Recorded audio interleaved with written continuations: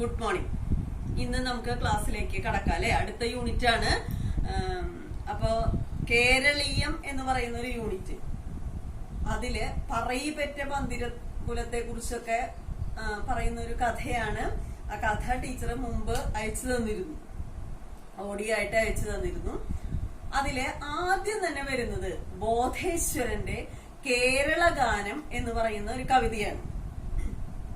അപ്പോ ആ കവിതയെ കുറിച്ച് പറയുകയാണെങ്കിൽ കേരളത്തിന്റെ സാംസ്കാരിക പാരമ്പര്യത്തെയും സൗന്ദര്യത്തെയും ഒക്കെ കുറിച്ച് പ്രതിപാദിക്കുന്ന ഒരു കവിതയാണ്. കുറച്ച് നീണ്ട കവിതയാണ്. ഇത് 1938 ഈ കവിത പുറത്തു വന്നത്. 1951 യാചകൻ എന്ന് പറയുന്ന സിനിമയില് ഈ ഗാനം ഉണ്ടായിരുന്നു. ഇത് അദ്ദേഹത്തിന്റെ മകളായിട്ടുള്ള സുഗതകുമാരി ടീച്ചർ വരികളൊക്കെ എഡിറ്റ് ചെയ്ത് ഒന്നുകൂടി അതിനെ ഭംഗിയാക്കി.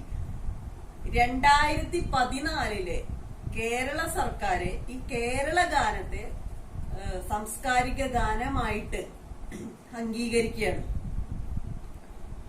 അപ്പൊ അതിലെ കുറച്ച് വരികളാണ് ആദ്യം തന്നെ കൊടുത്തിട്ടുള്ളത്.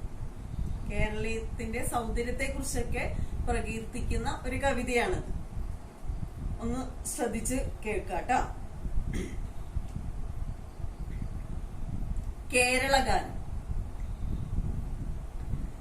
ജയ ജയ കോമള കേരള ധരണി, ജയ ജയ മാമക പൂജിത ജനനി, മലയജ സുരഭില മാരുതനേൽക്കും മലയാളം ഹാ മാമകരാജ്യം, കൽപ്പക തരുനികരങ്ങൾ നിരക്കും കൽപ്പിത ഭൂവാണെന്നുടെ രാജ്യം,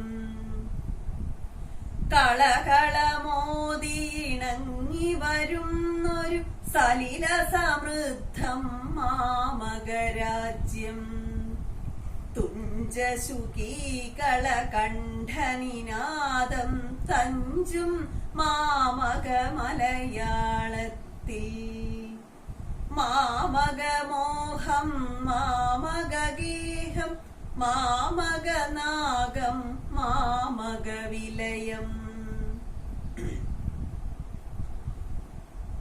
അപ്പൊ എന്താണ് ഇതിൽ പറയുന്നത്? വളരെ മനോഹരമായിട്ടുള്ള കേരള ഭൂമിയെ കുറിച്ചിട്ട് പറയാണ്. അല്ലയോ നീ പൂജിക്കപ്പെടേണ്ടവളാണ്, ജയ ജയ മാമക പൂജിത ജനനി. പൂജിത ജനനി എന്ന് വെച്ചാൽ പൂജിക്കപ്പെടേണ്ടവളാണ്. മലയജം, മലയജ സുരഭില മാരുതനേൽക്കും. മാരുതൻ എന്താ? കാറ്റ്.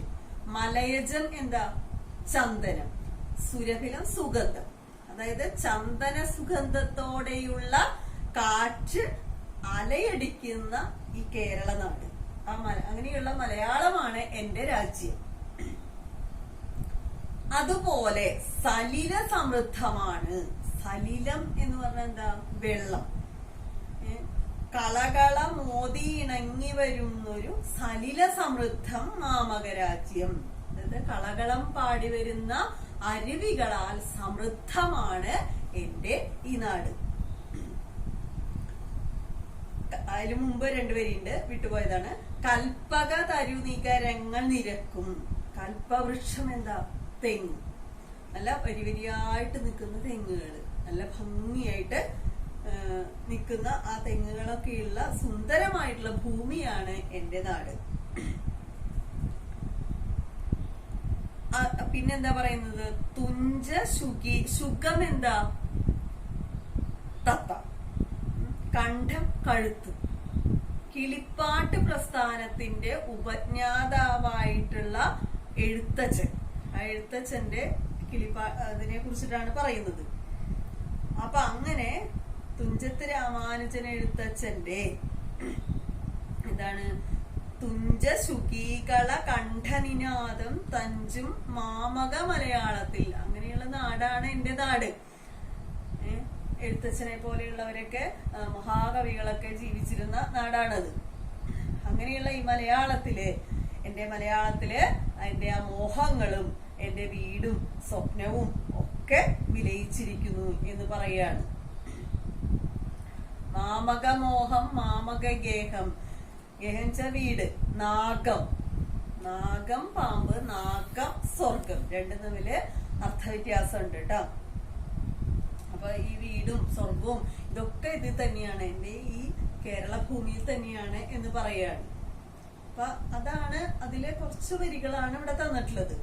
അപ്പൊ അതൊന്നും കൂടി ഒന്ന് ചൊല്ലിയൊക്കെ നോക്കണം. അതിൽ ആദ്യത്തെ ചോദ്യം കേരളത്തെ കുറിച്ച് എന്തൊക്കെ പറഞ്ഞിട്ടുണ്ട് എന്നുള്ള കാര്യങ്ങളും ആ കവിതയിൽ നിന്ന് ഒന്ന് എടുത്ത് എഴുതണം കേട്ടോ. ഇനി പാഠത്തിലേക്ക് കടക്കുകയാണ്. നമ്മള് കുറച്ച് ബാക്കിലാണ്, അതുകൊണ്ടാണ് കുറച്ച് സ്പീഡിൽ പോകുന്നത്. ജീവിതത്തിന്റെ ഉപ്പ്. ഇതില്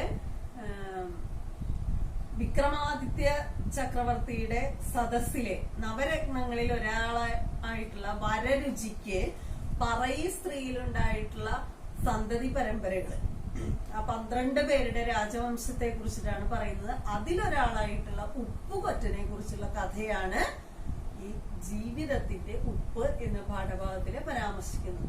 ബാക്കി എല്ലാവരുടെ ആ കഥകളൊക്കെ നമ്മൾ മുമ്പത്തെ ക്ലാസ്സില് ഇട്ടിരുന്നു. അതൊക്കെ ഒന്ന് ശ്രദ്ധിച്ച് കേട്ടു നോക്കുക.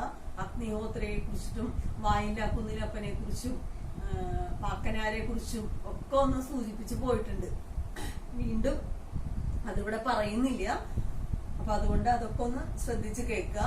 പി നരേന്ദ്രനാഥിന്റെ ആ നോവലും പറയിപ്പറ്റ പന്തിരുകുലം എന്ന് പറയുന്ന ആ നോവലും ഒന്ന് വായിക്കുക, ഒന്ന് നോക്കുക. ഉപ്പുകൊറ്റനെ കുറിച്ചിട്ടാണ്. അതായത് അന്നത്തിന് വേണ്ടി ഉപ്പ് വിറ്റ് നടക്കുന്ന ആള്, അതാണ് ഉപ്പുകൊറ്റൻ എന്നുള്ള പേര് വരാൻ കാരണം. ഉപ്പേ ഉപ്പുപ്പേ ഉപ്പ്. ഉപ്പുകൊറ്റൻ വിളിച്ചു ചോദിക്കുകയാണ്, ഉപ്പ് വേണോ? ഇടവഴി താണ്ടി നടവഴി താണ്ടി ഉപ്പുകൊറ്റൻ വിളിച്ചു ചോദിക്കുകയാണ്, ഉപ്പ് വേണോ? ഉപ്പ് വിറ്റാണ് ഉപ്പുകൊറ്റൻ ജീവിച്ചത്. ആവശ്യക്കാർ അവനിൽ നിന്ന് ഉപ്പ് വാങ്ങും. ഉപ്പാണ് അവന്റെ അന്നം. നടന്ന് വിൽക്കും. നടന്ന് നടന്ന് എത്തിയെടുത്ത് കിടന്നുറങ്ങും. അപ്പൊ എന്താണ് ശീലം? ഈ ഉപ്പ് കൊണ്ട് നടന്ന് വിൽക്കുകയാണ്. അത് ആർക്കൊക്കെ വേണമെങ്കിലും കൊടുക്കും. എവിടെയാണോ നടന്നെത്തുന്നത് അവിടെ കിടന്നുറങ്ങും. ഇന്ന സ്ഥലമൊന്നുമില്ല. അങ്ങനെ ഒരിക്കൽ കൊറ്റൻ മേഴത്തൂരെത്തി. മേഴത്തൂർ അഗ്നിഹോത്രി, അദ്ദേഹത്തെ കുറിച്ച് നമ്മൾ മുൻപ് പരാമർശിച്ചിട്ടുണ്ട്. ഈ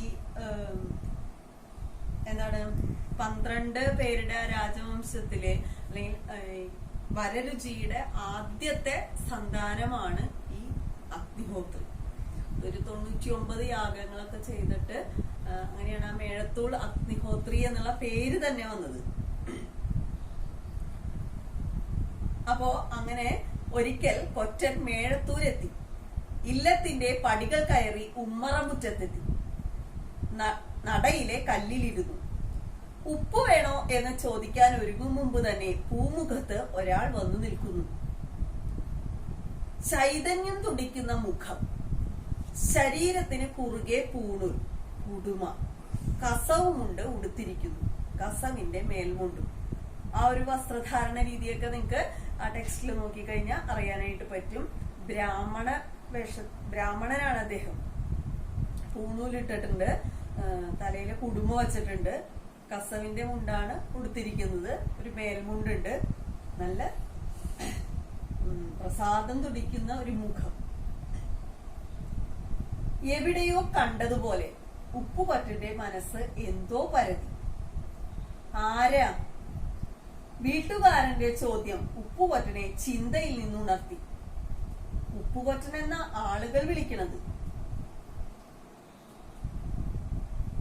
ആളുകൾ പറയണ പേരേയുള്ളൂ, സ്വന്തമായ ഒരു പേരില്ലേ? പേരോ? എന്തിനാണ് പേര്? തിരിച്ചറിയാൻ ഒരു മാർഗം, ഇത്രയല്ലേ ഉള്ളൂ. സ്വാഭാവികമായിട്ടും നമ്മൾ അറിയാത്ത ഒരാള് വന്നിരിക്കുമ്പോ ചോദിക്കൂലേ ആരാണ്, എന്താ വേണ്ടതെന്നൊക്കെ ചോദിക്കും. അപ്പൊ അദ്ദേഹം പറഞ്ഞത് എന്റെ പേര് ഉപ്പുകൊറ്റൻ എന്നാണ്, അങ്ങനെയാണ് ആളുകൾ വിളിക്കുന്നത്. സ്വന്തമായിട്ടൊരു പേരിൽ എന്ന് ചോദിച്ചപ്പോ ഇത് തന്നെ ധാരാളമാണ് എന്ന് അദ്ദേഹം പറയാണ്. എന്റെ പേര് അഗ്നിഹോത്രി. അതിനും ഒരു ചേർച്ചയില്ലേ? ചേർച്ചയുണ്ട്, പക്ഷെ പേരിന്റെ അല്ല, അങ്ങയുടെ പ്രവർത്തിയുടെ, സത്കർമ്മത്തിന്റെ, നല്ല നല്ല കർമ്മങ്ങൾ ചെയ്ത അതിന്റെ പേരിലാണ്. മറുപടി കേട്ട് അഗ്നിഹോത്രി വിസ്മയഭരിതനായി ഉപ്പുകൊറ്റനെ നോക്കി. അപ്പൊ അദ്ദേഹത്തിന്റെ ആ വസ്ത്രധാരണ രീതി ഒന്ന് നോക്കുക. മുഷിഞ്ഞ വസ്ത്രങ്ങൾ, വെളുത്ത നിറം, കറുത്ത താടി, തോളിൽ സഞ്ചി, അരികിൽ ഉപ്പുചാക്ക്. അഗ്നിഹോത്രി ആ കണ്ണുകളിലേക്ക് നോക്കി പുഞ്ചിരിച്ചുകൊണ്ട് ചോദിച്ചു, അപ്പൊ എങ്ങനെയുള്ള വസ്ത്രാണ്? ആകെ മുഷിഞ്ഞ വസ്ത്രാണ്. കറുത്ത താടിയുണ്ട്, തോളിലൊരു സഞ്ചി ഇട്ടിട്ടുണ്ട്. തൊട്ടടുത്ത് തന്നെ ആ ഇരിക്കുന്നതിന്റെ അരികിൽ തന്നെ ടെക്സ്റ്റിൽ ആ ചിത്രം കൊടുത്തിട്ടുണ്ട്. അതൊന്ന് പുസ്തകത്തിലേക്ക് വരയ്ക്കണം. ഒരു ഉപ്പുചാക്ക് വെച്ചിട്ടുണ്ട്. അപ്പോ പുഞ്ചിരിച്ചുകൊണ്ട് ചോദിക്കുകയാണ്, അഗ്നിഹോത്രി ചോദിക്കുകയാണ് ചിരിച്ചുകൊണ്ട്, വീട് എവിടെയാ? അങ്ങ് ദൂരെ. വീട്ടിൽ ആരൊക്കെയുണ്ട്? ഞാൻ മാത്രം. ഒറ്റ തടിയല്ലേ? ഒരർത്ഥത്തിൽ എല്ലാ തടിയും ഒറ്റയ്ക്കല്ലേ? ഇത് പറഞ്ഞ് ഉപ്പുകൊറ്റൻ പൊട്ടിച്ചിരിച്ചു. അഗ്നിഹോത്രി ഉപ്പുകൊറ്റന്റെ കണ്ണുകളിലേക്ക് വീണ്ടും സൂക്ഷിച്ചു നോക്കി. അദ്ദേഹത്തിന്റെ മനസ്സിൽ എന്തൊക്കെയോ മിന്നിമറഞ്ഞു. എല്ലാവരും ഒറ്റയ്ക്ക് തന്നെയാണ്. അതില് ഒരുപാട് അന്തരാർത്ഥങ്ങൾ ഉണ്ട് കേട്ടോ ആ ഒരു ഒറ്റ വരിയിൽ തന്നെ. ഇങ്ങനെ പറഞ്ഞിട്ട് ഉപ്പുകൊറ്റൻ ചിരിക്കുകയാണ്. എവിടേക്കോ കണ്ടു പരിചയമുള്ള ഒരു മുഖം പോലെയാണ് അഗ്നിഹോത്രിക്ക് തോന്നി. എന്തൊക്കെയോ മനസ്സിൽ ഇങ്ങനെ മിന്നിമറിയാണ്. സ്വന്തം സഹോദരനാണ് അല്ലെ? അപ്പൊ എന്തായാലും ആ ഒരു രക്തബന്ധമുണ്ട്. ഈ ചിരി എവിടെ നിന്നാണ് താൻ കേട്ടത്, കണ്ടത്? നാറാണത്ത്, പാക്കനാര്. നാറാണത്തിന്റെ അതേ ചിരി, പാക്കനാരുടെ അതേ ശബ്ദം. ഇത് എവിടെയോ കേട്ടിട്ടുണ്ടല്ലോ. നാറാണത്തിന്റെ ചിരി, പാക്കനാരുടെ ശബ്ദം. ഉപ്പുകൊറ്റന് നാറാണത്തിനെ അറിയോ? പാക്കനാരെ അറിയോ? അറിയാം. വന്നപ്പോഴേ ഞാൻ ശ്രദ്ധിച്ചതാ. അങ്ങയുടെ ശബ്ദം നാറാണത്തിന്റേതു തന്നെ, മുഖച്ചായ പാക്കനാരുടേത്. ഇപ്പൊ രണ്ടുപേരും തമ്മിൽ അങ്ങനെ പറഞ്ഞു അല്ലെ? അഗ്നിഹോത്രിയുടെ ഇത് പറഞ്ഞപ്പോ പറയാണ് ആ ശബ്ദം നാറാണത്തിന്റെയാണ്, മുഖച്ചായാണെങ്കിൽ പാക്കനാരുടേതുമാണ്. അഗ്നിഹോത്രി നീട്ടിയൊന്ന് മൂടി. ഇനി എന്തോ ചിന്തയിലാണ്. അപ്പോഴാണ് അഗ്നിഹോത്രിയുടെ ഭാര്യാപിതാവ് മഞ്ചലിൽ വന്നിറങ്ങിയത്. തന്നെ കണ്ട് എഴുന്നേൽക്കാനോ വഴിമാറി നിന്ന് ആചാരം പറയാനോ തയ്യാറാകാത്ത ഉപ്പുകൊറ്റനെ അയാൾ രൂക്ഷമായി ഒന്ന് നോക്കി. യാതൊരു ഭാവഭേദവുമില്ലാതെ ഇരിക്കുകയാണ് ഉപ്പുകൊറ്റൻ. സ്വാഭാവികമായിട്ടും നമ്മള് താഴ്ന്ന ജാതിയിലുള്ള ആൾക്കാര് ഉയർന്ന ജാതിക്കാരെ കണ്ടു കഴിഞ്ഞാൽ ഒന്ന് വഴി മാറണം, അല്ലെങ്കിൽ നീങ്ങി പോണം, അവരുടെ മുമ്പിൽ വന്ന് നിൽക്കരുത് എന്നൊക്കെയാണ്. പ്രത്യേകിച്ചും ബ്രാഹ്മണരുടെ അടുത്ത് അങ്ങനെ ഒരുപാട് ആചാരങ്ങൾ മുമ്പ് ഉണ്ടായിരുന്നു. അപ്പൊ ഇവിടെ യാതൊരു കൂസലും കൂടാതെ ഉപ്പുകൊറ്റൻ ആ അവിടെ തന്നെ ഇരിക്കുകയാണ്. മാനിക്കേണ്ടവരെ കണ്ടാൽ ആചാരം പറയാത്ത ഇവനാര് വഴി മാറടാ. ബഹുമാനിക്കേണ്ടവരെ കണ്ടാ ബഹുമാനിക്കണ്ടേ? ഇവരെന്താ ഇങ്ങനെ ഇരിക്കുന്നത്? എന്തായാലും വഴിമാറ. അതായത് ഒരു അഹങ്കാരത്തിന്റെ ഒരു ലക്ഷണമാണ് ശരിക്കും പറഞ്ഞാൽ അവിടെ കാണുന്നത്. നമുക്ക് മനസ്സിലായ? ഉയർന്നവനെന്നോ താഴ്ന്നവനെന്നോ എന്നൊക്കെയുള്ള ഒരു ഇതൊന്നും പാടില്ല ശരിക്കും. ഉപ്പുകൊറ്റൻ ഒന്നും വേണ്ടിയില്ല, അതേ ഇരിപ്പ് തുടർന്നു. ഒരു കൂസലും ഉണ്ടായില്ല. വീതിയുള്ള ഈ നടയിൽ 5 ആൾക്ക് കയറി പോവാൻ ഇടവുള്ളൂ. പിന്നെന്തിനും ഞാൻ വഴി മാറണം? നിങ്ങൾ ആ ഒരു ടെക്സ്റ്റിലൊന്നും ശ്രദ്ധിക്കുക. ഇരിക്കുന്ന ഒരു ഭാഗവും ഇഷ്ടംപോലെ സ്ഥലം, അതിന് കയറി പോവാനൊക്കെ ധാരാളം സ്ഥലമുണ്ട്. എന്നിട്ട് എന്തിനാണ് എന്നെ പിടിച്ചേൽപ്പിക്കുന്നത്? അതും ഒരാൾക്ക് കയറി പോവാൻ എത്രയധികം സ്ഥലമൊന്നും വേണ്ട. എല്ലാരും മനുഷ്യരല്ലേ, ഒരേ ചോരയല്ലേ? ഉപ്പുകൊറ്റന്റെ ചോദ്യം കേട്ട് അഗ്നിഹോത്രിയുടെ ചുണ്ടിൽ പുഞ്ചിരി വിടർന്നു. അഗ്നിഹോത്രിക്ക് മനസ്സിലായി ഇത് ആരാന്നുള്ളതൊക്കെ.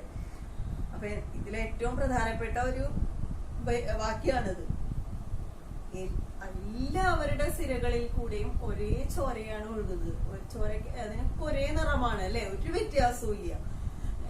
ഈ ഉയർന്ന ജാതിക്കാരനെന്നോ താഴ്ന്ന ജാതിക്കാരനോ അതൊന്നും വ്യത്യാസമില്ല. ഇതിനൊക്കെ ഒരേ നിറമാണ്. ഇന്ന് നമുക്കറിയാം, ഇന്നും ഈ അസമത്വങ്ങളൊക്കെ ഒരുപാട് നിലനിൽക്കുന്നുണ്ട്. ഇല്ല എന്ന് പറഞ്ഞാലും മാറി എന്ന് പറഞ്ഞാലും ഇന്നും നിലനിൽക്കുന്നുണ്ട് ഒരുപാട് കാര്യങ്ങൾ. സ്വന്തം അച്ഛനെയായാലും അമ്മയായാലും എന്ത് ചെയ്യാനും മടിക്കാത്ത ഒരു സമൂഹവും. അതുപോലെ പത്രവാർത്തകളൊക്കെ നിങ്ങൾക്ക് കണ്ടു കഴിഞ്ഞാൽ മനസ്സിലാവും, ജാതിക്കും മതത്തിനും ഒക്കെ വേണ്ടിയിട്ട് എത്രയോ പേര് തമ്മിൽ തല്ലുന്നു. അത് ഇതുമായി ബന്ധപ്പെട്ട ഒരു ചോദ്യം, എന്തെങ്കിലും ഒരു ചോദ്യം പരീക്ഷയ്ക്ക് ചോദിക്കാനായിട്ട് സാധ്യതയുണ്ട്. അപ്പൊ അതൊന്ന് മനസ്സിൽ കുറിച്ചു വെക്കാം. ഭാര്യാപിതാവിന്റെ മുഖം കോപം കൊണ്ട് ജ്വലിച്ചു. അദ്ദേഹം ഭൃത്യർക്ക് നേരെ നോക്കി. അവർ ഓടിച്ചെന്നു. ഒരാൾ പിടിച്ചു, ഉപ്പുകൊറ്റൻ അനക്കമില്ല. രണ്ടാൾ പിടിച്ചു, മൂന്നാൾ പിടിച്ചു. 8 പേർ പരിശ്രമിച്ചിട്ടും അയാളുടെ വിരല് പോലും അനക്കാനായില്ല. എല്ലാവരും അത്ഭുതപ്പെട്ടു പോയി. അമാനുഷികമായിട്ടുള്ള സിദ്ധികളുള്ള ആളാണ് ഇദ്ദേഹം. നല്ല ശരീരബലവും ഈ വഴക്കവും അതൊക്കെ ഉണ്ട്. എന്ത് ചെയ്താ ആളെ പിടിച്ച് പൊന്തിക്കാനൊന്നും ആർക്കും പറ്റിയില്ല. അഗ്നിഹോത്രി പുഞ്ചിരിച്ചുകൊണ്ട് മുറ്റത്തേക്ക് ഇറങ്ങി. ഉപ്പുകൊറ്റനു നേരെ കൈനീട്ടി. ഉപ്പുകൊറ്റൻ ആ കയ്യിൽ പിടിച്ചു. ഒരു പരമ്പരയുടെ 2 കണ്ണികൾ കൂട്ടിക്കെട്ടിയാൽ എന്ന പോലെ പറഞ്ഞറിയിക്കാനാവാത്ത എന്തോ ഒരു സുഖം ആ സ്പർശത്തിലൂടെ 2 പേരും അനുഭവിച്ചു. ഉപ്പുകൊറ്റൻ ആ കൈ പിടിച്ചെഴുന്നേറ്റു. നേരെ മുറ്റത്തേക്ക് ഇറങ്ങി വരികയാണ് അഗ്നിഹോത്രി. കൈ പിടിച്ച് എണീപ്പിച്ചു അല്ലെ. അപ്പൊ അവർ 2 പേരും തമ്മില് ഒരു ആത്മനിർവൃതി പൂണ്ടു എന്നാണ് പറയുന്നത്. എന്തോ ഒരു സുഖം. കാരണം അവര് സഹോദരങ്ങളാണ്, രക്തബന്ധത്തിലുള്ളവരാണ്, ഒരേ പരമ്പരയിൽപ്പെട്ട കണ്ണികളാണ്. അതൊക്കെയാണ് അവിടെ പറയുന്നത്. ഉപ്പുകൊറ്റന്റെ ചാക്കെടുത്തു കൊടുക്കൂ, അഗ്നിഹോത്രി വൃത്യരോട് പറഞ്ഞു. അവർ ഉപ്പു ചാക്കെടുക്കാൻ ശ്രമിച്ചു. എത്ര ശ്രമിച്ചിട്ടും പൊങ്ങുന്നില്ല. ഉപ്പുകൊറ്റൻ പതുക്കെ ചെന്ന് ചാക്കെടുത്ത് തലയിൽ വെച്ചു. അഗ്നിഹോത്രിയുടെ കണ്ണുകളിലേക്ക് നോക്കി. 2 പേരുടെ കണ്ണുകളിലും എന്തോ തിളങ്ങി. ഉപ്പുകൊറ്റൻ പടികളിറങ്ങി നടന്നു. അയാൾ നടക്കുകയാണ്. മല കയറി, കാടുകയറ് കടന്ന്, കുന്നിറങ്ങി, വയൽ മുറിച്ച്. ആ വരിയും ഒന്ന് ശ്രദ്ധിക്കുക, അതൊന്ന് അണ്ടർലൈൻ ചെയ്യണം. എന്താണ് അദ്ദേഹത്തിന്റെ ആ സഞ്ചാര വഴികളെ കുറിച്ചൊക്കെയാണ് പറയുന്നത്. അതുപോലെ പ്രദേശത്തിന്റെ സവിശേഷതകൾ. മല കയറി, കാട് കടന്ന്, കുന്നിറങ്ങി, വയൽ മുറിച്ച്. ധാരാളം പണ്ടത്തെ ആ ഗ്രാമപ്രദേശങ്ങളിലൊക്കെ ധാരാളം ഇടവഴികളൊക്കെ ഉണ്ടായിരുന്നുണ്ടാവും അല്ലെ. ഇപ്പോഴും ഉണ്ട്. അപ്പൊ ഇത്തരത്തിലുള്ള ഈ കച്ചവടക്കാരെയൊക്കെ ഇന്നും നമുക്ക് കാണാനായിട്ട് സാധിക്കും. അപ്പൊ അതൊക്കെയാണ് പറയുന്നത്. അപ്പോ ബാക്കി നമുക്ക് അടുത്ത ക്ലാസ്സില് പറയാം. അപ്പൊ അതിൽ ആദ്യത്തെ ചോദ്യം മാത്രം കണ്ടെത്താൻ പറയാം എന്നുള്ളതിൽ ആദ്യത്തെ ചോദ്യം ഒന്ന് പുസ്തകത്തിലേക്ക് എഴുതണം. അതുപോലെ പുതിയ പദങ്ങൾ എഴുതണം. ടെക്സ്റ്റ് നന്നായി വായിക്കണം. പാരന്റ്സിന്റെ സൈൻ വാങ്ങണം. ഇതൊക്കെ എന്നും പറയാറുള്ള കാര്യമാണ്. ഇതൊക്കെ ചെയ്തോളണം കേട്ടോ. അപ്പൊ ആദ്യത്തെ ചോദ്യം, ഉപ്പുകൊറ്റനും അഗ്നിഹോത്രിയും കണ്ടപ്പോ പരസ്പരം തോന്നിയ പരിചയഭാവം സൂചിപ്പിക്കുന്നത് എങ്ങനെയാണ്?